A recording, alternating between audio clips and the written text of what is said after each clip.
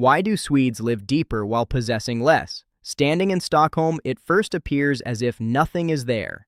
There is no exaggeration or ostentation. It is the refined beauty unique to Northern Europe. It is not a space that is empty, but a life that is well ordered. This is another way of filling, not just emptying. Swedish people say that living well is more important than having much. This is more than just restraint. It is a philosophy of life. This is lagom. Its roots go back to the Viking Age, from the word lagom, meaning for the whole team. The spirit of sharing a drink fairly from a common horn became the foundation of moderation and equality in Sweden today. This philosophy blooms through the culture of fika, a precious time to stop and rest even in a busy daily life. It is the art of emptying that regulates the pace of life and connects us with others. By having less, we fill the depth of our relationships. Let us pause for a moment. Are you currently filling your space with things or your soul with experiences? The ancient philosopher Socrates once said as he walked through the marketplace of Athens, "I have discovered the fact that I can be happy even without so many things." Thousands of years later, the life of Northern Europe is realizing that sentence in physical space. The essence of happiness is right there. Here lies a social promise called the law of Jante.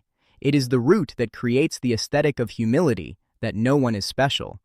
This humility has given birth to Sweden's horizontal organizational culture and trust-based management. Everyone becomes a protagonist. Trust begins with emptying. When you let go of your privileges, the creativity of your colleagues is finally filled. Ask yourself, is your leadership built on the height of your privilege or the depth of your trust? Ingvar Kamprad, the founder of IKEA, lived a life of humility despite being one of the world's wealthiest individuals. He always drove an old car. He knew that unnecessary things eventually blur the essence of life. Waste was a great sin to him. That is why his furniture is not flamboyant.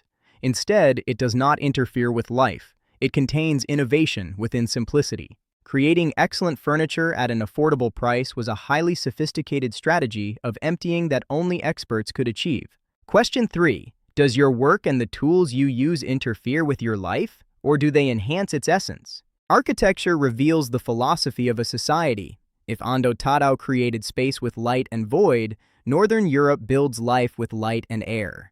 Their architecture creates space through silence. The houses are not large, but the light is deep and people are comfortable. Emptying is infinite possibility.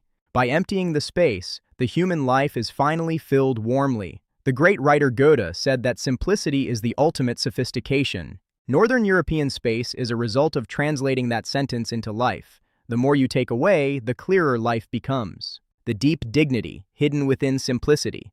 That is the true aesthetic we seek. In a digital storm, we are constantly trying to fill ourselves. But the more we do, the deeper the fatigue we feel. It is time to return to the depth of the analog. Their homes quietly ask us, "How are you living? Are you a component of the system or a designer of your own life?" The answer lies in emptying. This philosophy of emptying is the essence of entrepreneurship.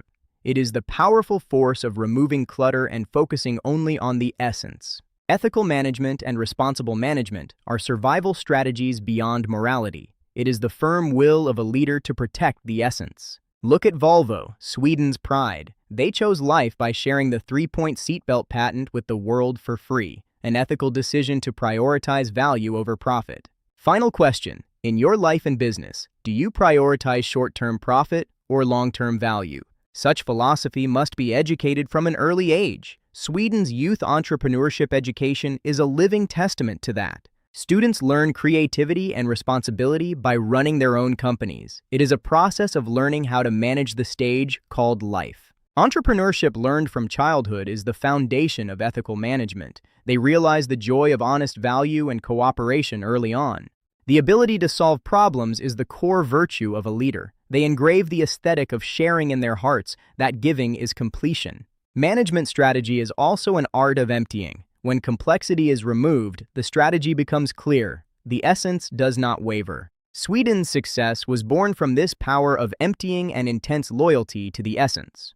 We have looked at the insights of their philosophy. Stopping is never a regression. What will you empty today and what will you fill your life more deeply with? Live the life of a designer, not a component. As the more you take away, the clearer life becomes.